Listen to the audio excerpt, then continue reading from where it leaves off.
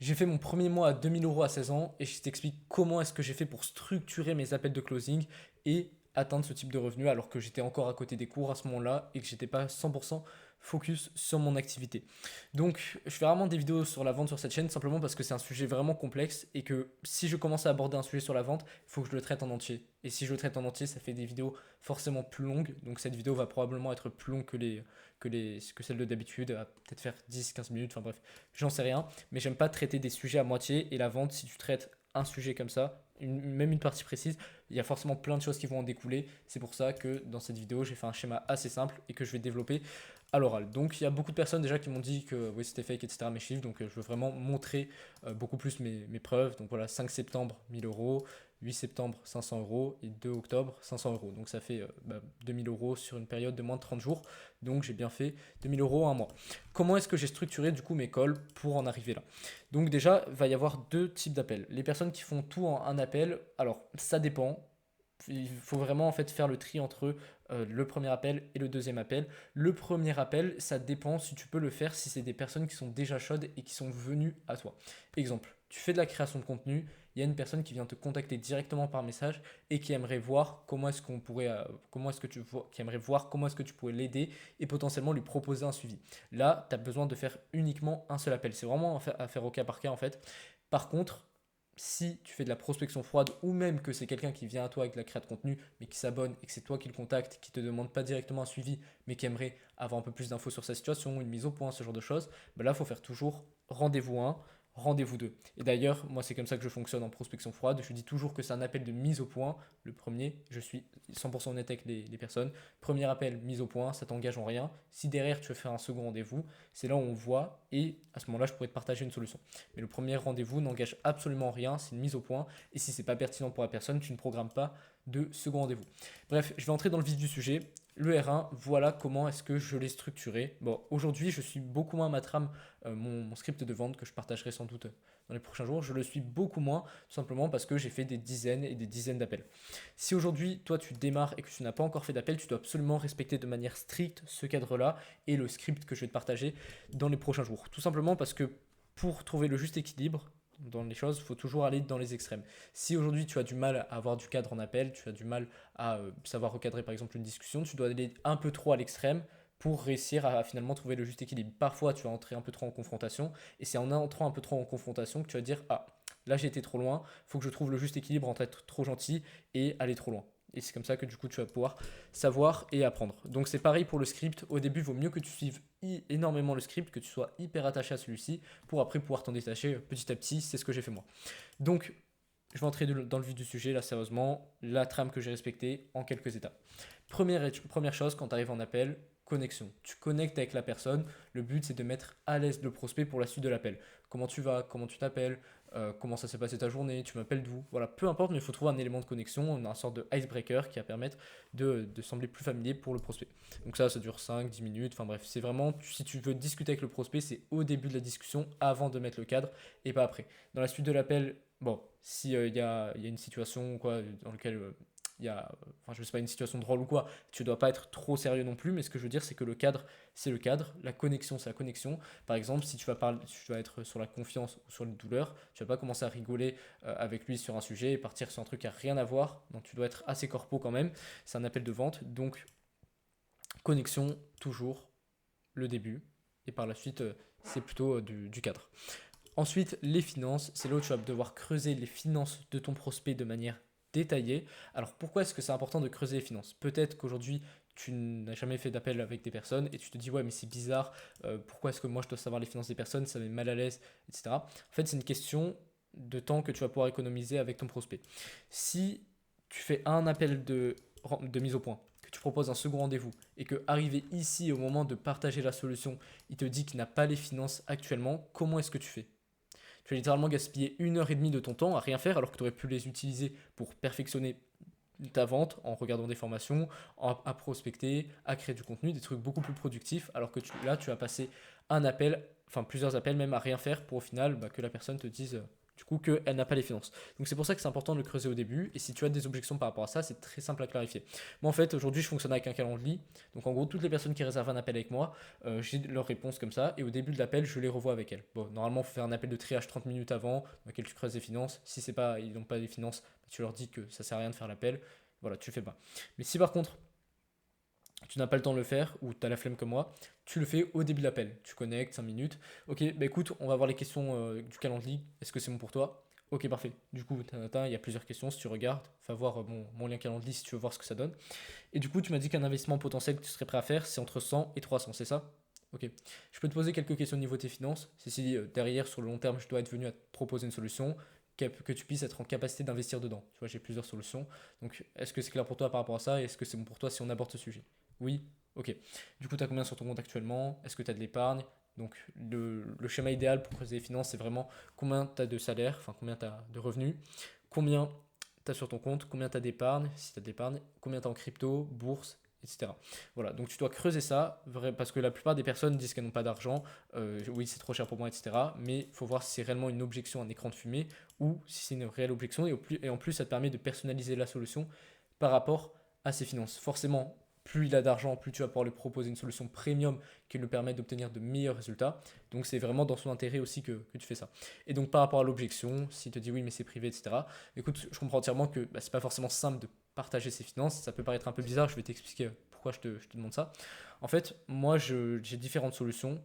Et donc, pour que je puisse te partager la meilleure solution adaptée à tes finances, il faut que je puisse savoir à peu près quelle est ta capacité d'investissement. Je pense que tu te doutes qu'un investissement de 100 euros dans une formation, il n'a pas le même effet qu'un investissement de 10 000 euros. On est d'accord par rapport à ça?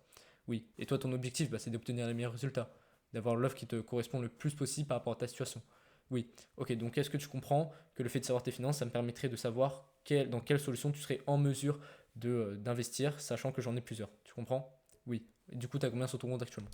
Voilà. En soi, c'est une objection. Il faut simplement expliquer de manière tout à fait rationnelle pourquoi tu lui demandes ça au prospect. Ensuite, le cadre. Une fois que tu as creusé les finances, d'abord que tu as connecté, tu as creusé les finances, le cadre, tu expliques le but de cet appel, comment il va se dérouler. Ok, du coup, l'objectif de cet appel concrètement, c'est de voir ta situation, on va faire une mise au point et voir comment est-ce que je peux t'aider par rapport à ça. C'est-à-dire à la fin, je pourrais te partager un plan d'action et si c'est pertinent, si tu es partant aussi pour ça, on pourra se faire un second rendez-vous. À ce moment-là, on verra si je peux t'apporter une solution. C'est bon pour toi? Ok, parfait. Là, c'est comme ça que tu cadres, tu expliques le but de cet appel. Douleur, objectif et urgence. Alors, quand je vais partager mon script de vente, il faudra faire attention parce qu'à un moment, il y a des questions pour tout ce qui est douleur et objectif. Pour moi, c'est simplement des templates de questions que tu peux utiliser au cas où. Mais pour tout ce qui est douleur objectif, pour moi, c'est quelque chose qui ne se creuse pas avec des questions définies. C'est vraiment au feeling. Ok, qu'est-ce qui fait que tu as réservé cet appel avec moi? J'aimerais avoir un plan d'action pour pouvoir mieux développer mon activité. Qu'est-ce qui fait que tu as besoin de plus de développer ton activité? Pourquoi c'est important pour toi? Qu'est-ce qui te fait dire que... Et qu'est-ce qui se passerait dans ta situation si tu restais comme ça? Est-ce que ce serait tolérable pour toi? Voilà en quelques questions comment tu arrives à creuser les douleurs. Et ce qu'il faut comprendre, c'est que de manière générale, tu dois arriver à 5 pourquoi. Pourquoi c'est important pour toi, pourquoi, enfin bref, c'est pas forcément la formulation de pourquoi, mais 5 fois creuser pour comprendre la réelle motivation de ton prospect. Et c'est important pour jouer sur l'émotionnel, entre guillemets, et pouvoir, derrière, quand tu vas lui partager une solution, euh, qu'il puisse avoir la douleur, les objectifs, etc. en tête et qu'il ait plus de capacité finalement à agir. C'est pour ça qu'aussi, je vais y revenir après, mais programmer des seconds rendez-vous très vite après des premiers rendez-vous, c'est vraiment ce qui est de plus pertinent. Encore une fois, c'est pour le bien de ton prospect que tu fais ça, c'est pas pour lui soutirer de l'argent.